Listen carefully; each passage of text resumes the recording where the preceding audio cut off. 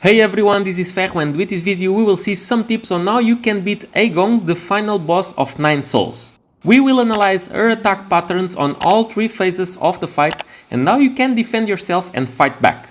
The point of this video is not to make a perfect fight against her or to make a no-hit fight. Of course, if you do it, even better. This video will highlight the way I learned to fight Eigong and my personal approach on how to defeat her. There are a lot of different strategies to complete this fight, and what this video shows maybe doesn't work for everyone, and that's perfectly fine. So if you have other approaches and techniques that you prefer, feel free to share them in the comments. Before anything, let me tell you the Jades that I equipped for this fight. First was the Hedgehog Jade that inflicts internal damage on the enemy when you do perfect parries. Second was the Reciprocation Jade that transfers part of your internal damage to the enemy when you manage to defend with the Unbounded counter.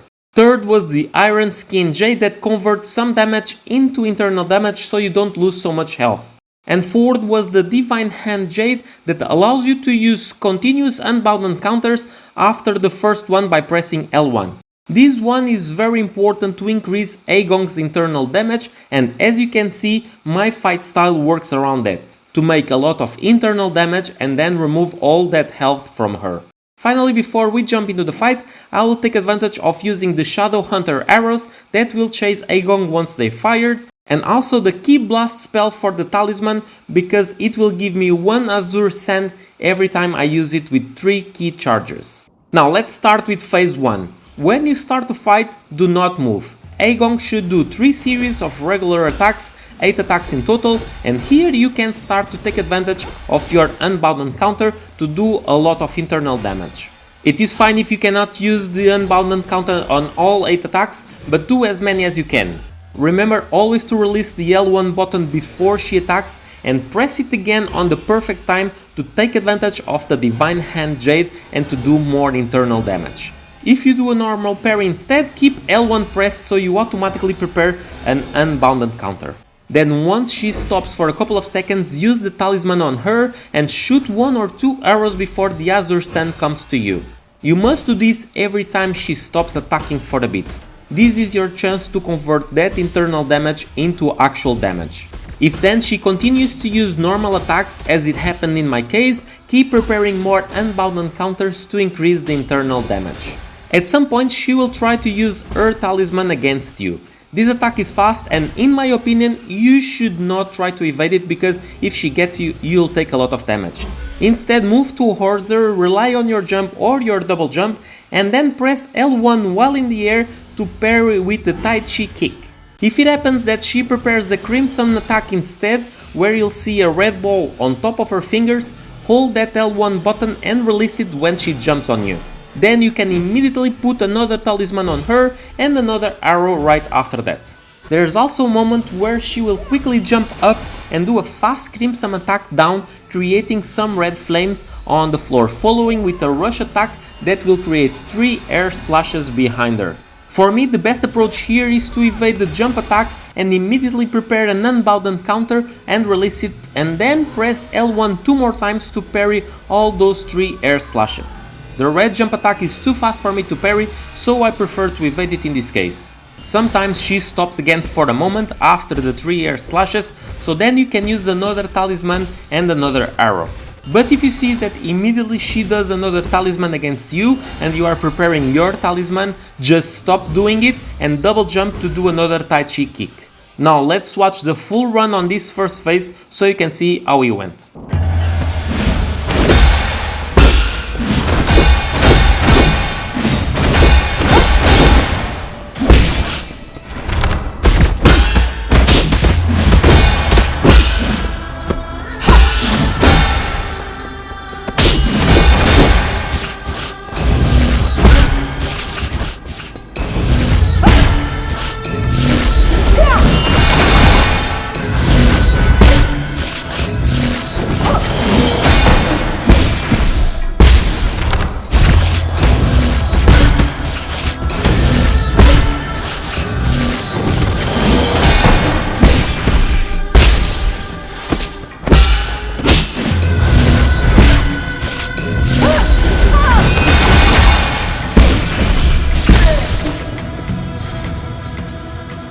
Now once the second phase starts, I immediately send an arrow and she will start to prepare a red hair slash with her sword. You have to prepare your unbound counter and release it when the sword goes dark red. Then press L1 2 more times to parry the other 2 slashes. If you have no time to prepare the unbound counter, just evade the first red slash and normal parry the other 2, as these will be normal slashes. The fourth slash will be red again, so you'll have plenty of time to make another unbound counter. On other occasions she will do these 3 air slashes, but on the fourth one she will rush to you to do the 3 air slashes behind her as in phase 1.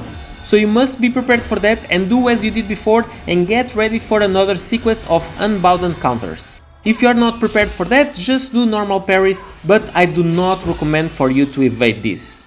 Now in this second phase, after she uses her talisman and you Tai Chi kick her, she will jump to attack you, and there are 3 different attacks here that can happen. She can immediately do a crimson attack from up to the floor like explained on the first phase.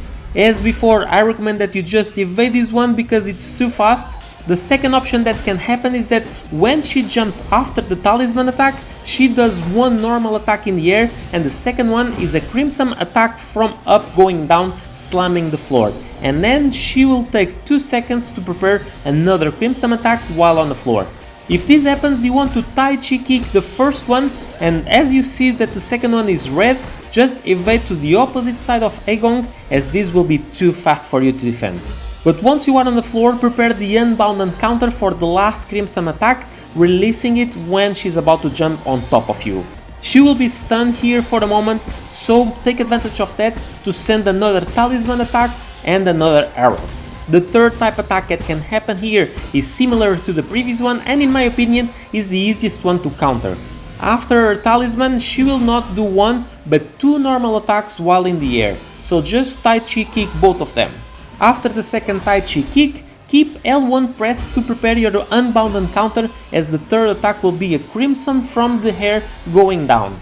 And as before, once you succeed on your unbound counter, she will be stunned, so you can also put a talisman on her and send once again another arrow.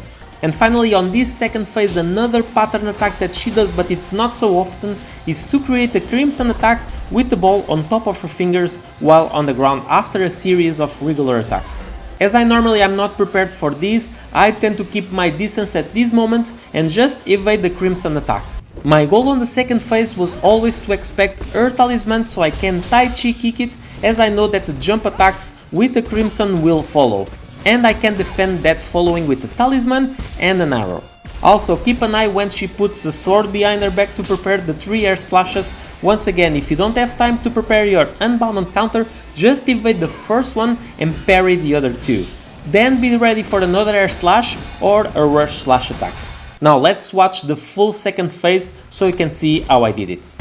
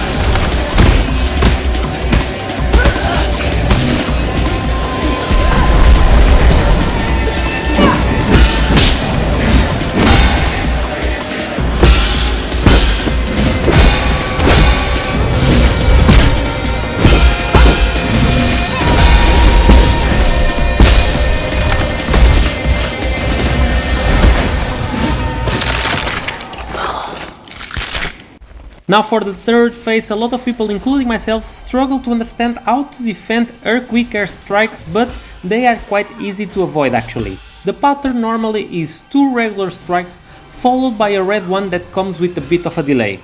Then you have another 3 regular ones. This at least at the start of this phase. So just parry or Tai Chi kick the first 2 and then jump up on the red strike. Then Tai Chi kick the other 3 strikes that follow. Like this, most likely will not take any damage at all during these strikes. But because they are very fast, it's hard to guarantee that. At least for me, once I started to do this technique, I didn't lose almost any health. Later in this phase it can happen that she only uses 3 air strikes instead of 6 as at the start of the fight. You really don't know if it will be 3 or 6 strikes, and the last one can be a red crimson or just a regular one. Regardless, always parry the first 2 and jump up for the third one. After that she tends to make a talisman attack as you are falling down. Here you have 2 options to avoid her talisman. You can Tai Chi kick on top of her when you are falling down, which is the best option to do, but I could never do it, it was too fast for me, so my approach here was, as I was falling down, to shoot an arrow instead. This will give me some more time in the air while her talisman fails to hit me. And then after her talisman attack, be ready for her to jump up and do 2 normal attacks in the air and then a third attack from up going down, that is a red crimson attack, same as in phase 2. And the same way as you did before, you need to Tai Chi kick the first 2 attacks and prepare your unbound counter for the third one, following another talisman on her and another arrow. After this sequence, what she does next will be random, but there's nothing new.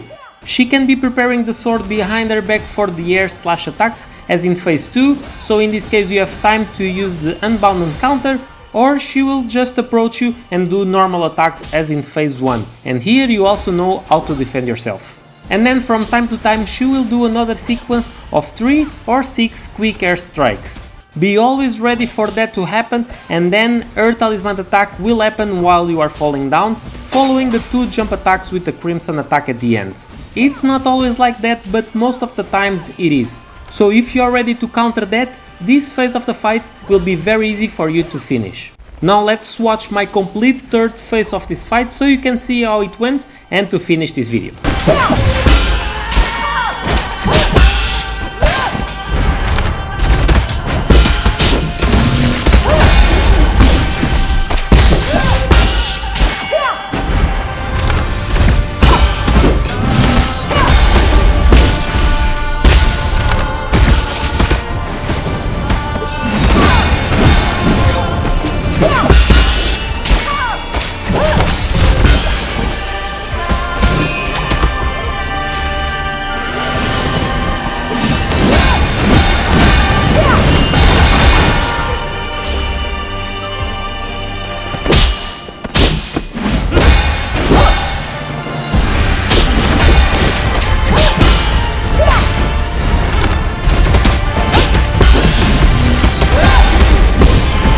And as always, if this video helped you in this case with this fight against Eigong, don't forget to leave a like, comment and subscribe. See ya!